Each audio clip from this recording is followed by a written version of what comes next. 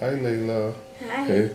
So, you remember a couple of years ago we talked about Dr. King's birthday, and you wrote an article for class. I'm sure you got all A's, right? Yep. Good girl. So, it's Dr. King's birthday again. Mhm. So, I wanted to come and talk to you again. Make sure you don't forget him. No. Okay. So, I want to talk about why martial arts schools should close today. One, because it's a legal holiday, and two, well, one, I know a lot of karate schools don't want to close because they were closed a lot for Christmas and New Year's. So as soon as the year started back, then they got to close again. I understand all that. I had a school for 23 years, so I understand that. But the thing of it is, it's just not a holiday. It's a great holiday for a great man who fought for everyone's civil rights, especially black people. So now everything is better, and people have just kind of forgotten it. Younger people, younger people won't even remember Michael Jackson 5 years from now. A lot of young martial artists don't even remember Bruce Lee, know anything about Bruce Lee. So um, they tend to forget, and that's why we got to keep this thing going on. So if you convince a lot of martial artists to keep their schools open, and parents going to say why, and you're going to say it's Dr. King's birthday, and all the things that Dr. King went through. I think what they should do is show the movie again uh, about Dr. King that was out last year, and then they could understand the trouble he went through to get equality for everybody, not just black people, everybody, all minorities. And if they do that, and maybe the martial artists will understand. I'm sure parents will understand because they get another day off. They don't have to drag their kids down to karate. So it's a.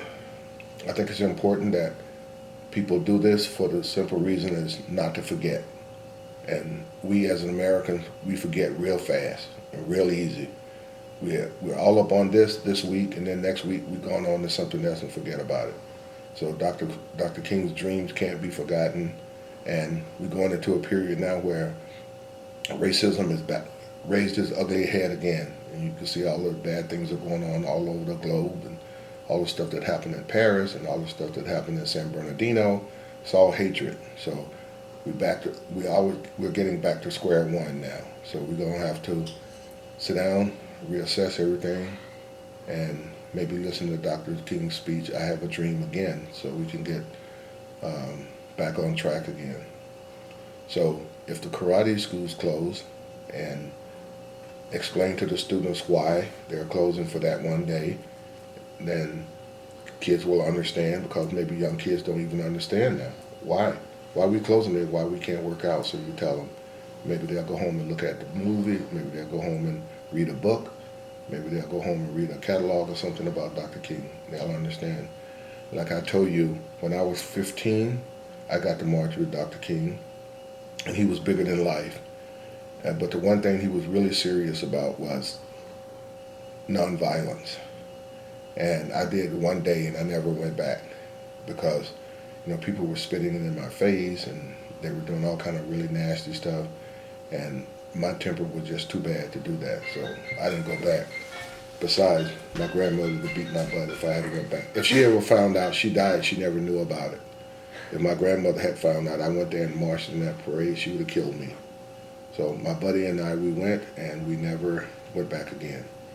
I was afraid, and my temper was too bad to have, you know, spitting in my face, throwing stuff in my face, punching me, and I couldn't punch back.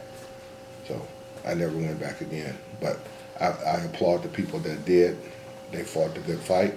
They won the good fight. So happy birthday, Dr. King, and your dream lives on. It lives on in me, and hopefully it'll live on in you. And when you get married and have kids and graduate college, it'll live in them. Okay, so we'll keep this thing going. Yes. Okay, and good girl.